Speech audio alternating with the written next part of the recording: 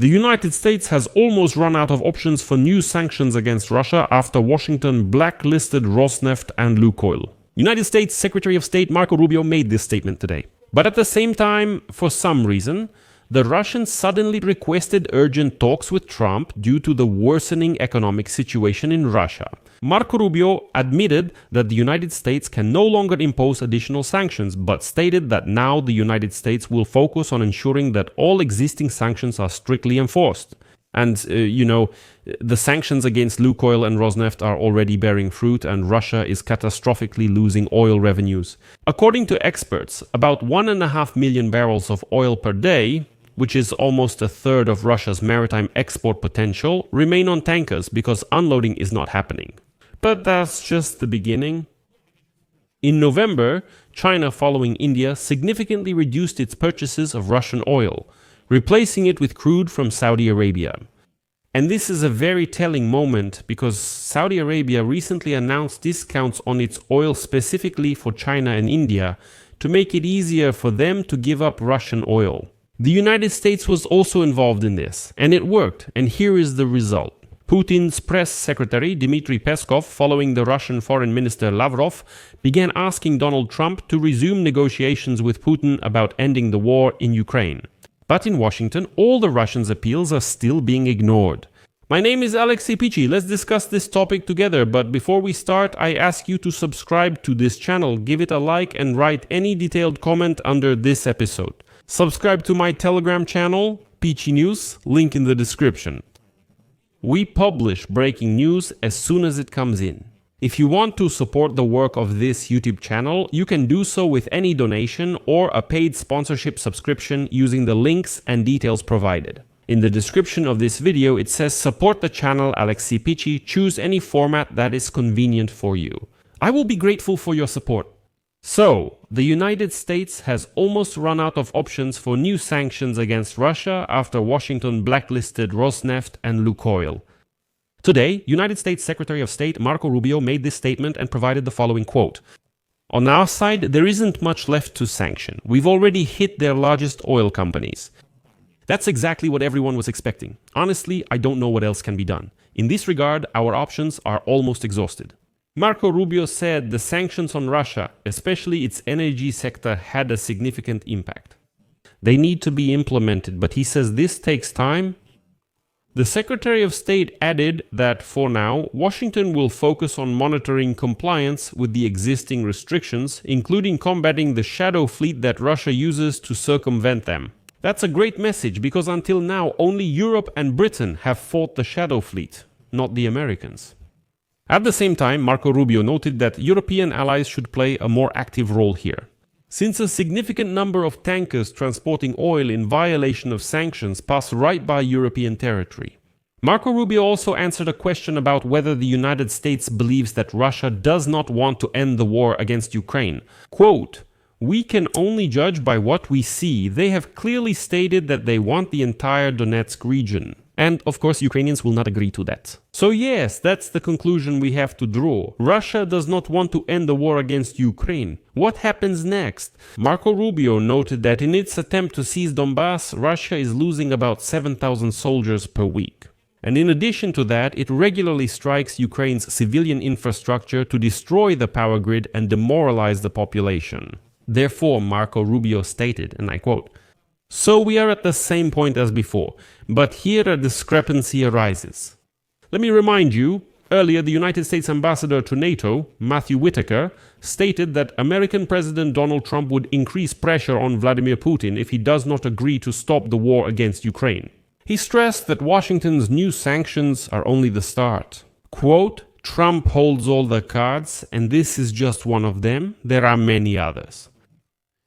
After that, Rubio says there are no more sanctions, meaning supposedly Trump has no cards in his hands. But Marco Rubio is being a bit dishonest. The United States has already prepared an additional package of sanctions against Russia, which could hit the banking sector and oil supply infrastructure. Reuters agency reported about this just the other day. In addition, the White House is considering the possibility of supporting the bill by Republican Senator Lindsey Graham on introducing 500% tariffs on imports from countries that buy Russian oil, gas, uranium, and other goods. There is still room for more sanctions, so it's too soon to say all options are exhausted.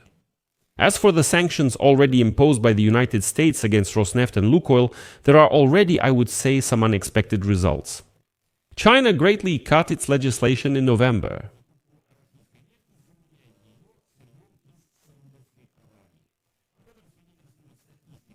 This month, China is importing 926,000 barrels per day from Russia. And that's 36% less than in October, when deliveries reached almost 1.5 million barrels per day. Now it's below 1 million. As you know, this doesn't mean China just started buying less oil. By almost the same amount, or more than 500,000 barrels per day. Chinese oil refineries have increased imports from Saudi Arabia. It will amount to 1.8 million barrels per day compared to 1.2 million a month earlier. As a result, Russia will give up first place to the Saudis among the top oil suppliers to China. China cut its purchases from Russia by the same amount it increased from Saudi Arabia. India, let me remind you, on the contrary, received more Russian oil in November than in October. There, it was 2.26 million barrels per day, while in October it was 1.7 million. Here, they were simply trying to grab as much as they could at the last minute. Because already in December, the flows of Russian oil to the Indian market dropped sharply. For December, not a single order was placed by the 5 largest oil refining companies in India. And according to Bloomberg, Russian oil is currently being purchased by only 2 companies in India. The state-owned Indian Oil and Nayara Energy, which is owned by Rosneft.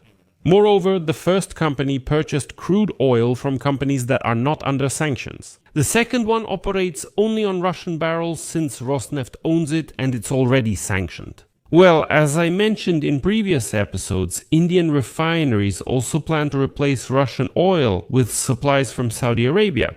And not without reason. The Saudis, like the Russians, offered oil discounts to Asian clients, but not to all. And just listen closely. Due to the drop in demand, discounts on Russian oil at the Baltic and Black Sea ports have doubled in just a few weeks. At the moment, discounts on Russian oil reached $19.5 per barrel, while at the beginning of November they were $13 per barrel. Before sanctions hit Rosneft and Lukoil, they remained about $11. Now the Russians are offering a discount of almost $20, but India and China are still going to the Saudis, who are only giving a discount of just $1.12 per barrel. Here's the result. The Kremlin is begging Trump for negotiations. Russian Presidential Press Secretary Dmitry Peskov said the Kremlin hopes to resume talks with United States President Donald Trump about settling the military conflict in Ukraine. Peskov said Moscow is ready to build ties with Washington as soon as America is. And notably, the day before, a similar statement was made by the head of the Russian Ministry of Foreign Affairs, Sergei Lavrov. Well, let me quote Peskov, and listen to how he's practically begging for these negotiations. Quote, "We sincerely hope that President Donald Trump is still ready to facilitate a political and diplomatic resolution of the Ukrainian issue. It is necessary to improve bilateral relations, to open up new opportunities for trade and economic cooperation. Promising prospects are opening up for our countries. The current situation leads to us losing time, losing money, and losing profit." Yes, Peskov admits that the sanctions do hurt after all. Earlier, let me remind you, Lavrov claimed he didn't understand, saying, "I honestly don't understand why the Americans refused to negotiate." He claimed that during previous contacts, the sides, quote, "had a good and polite conversation, confirmed progress based on the Anchorage understanding, and were already preparing to move on to negotiations between representatives of foreign policy, military departments, and intelligence agencies." But instead, literally, there was a public statement that there was no point in meeting. Although, let me remind you, Trump refused to attend the summit in Budapest with Putin after it became clear that Russia was not ready to make concessions, wanted too much, and still refused to cease hostilities along the current front line. And that was an official statement from the White House, not just some insider information. That's why it makes sense for Marco Rubio to add more sanctions, as there are still sectors that can be targeted. I'll leave it at that. Share your opinions and conclusions in the comments below this episode. Subscribe to the channel, hit the bell, and don't forget to like. That's all for now. Take care. Goodbye all.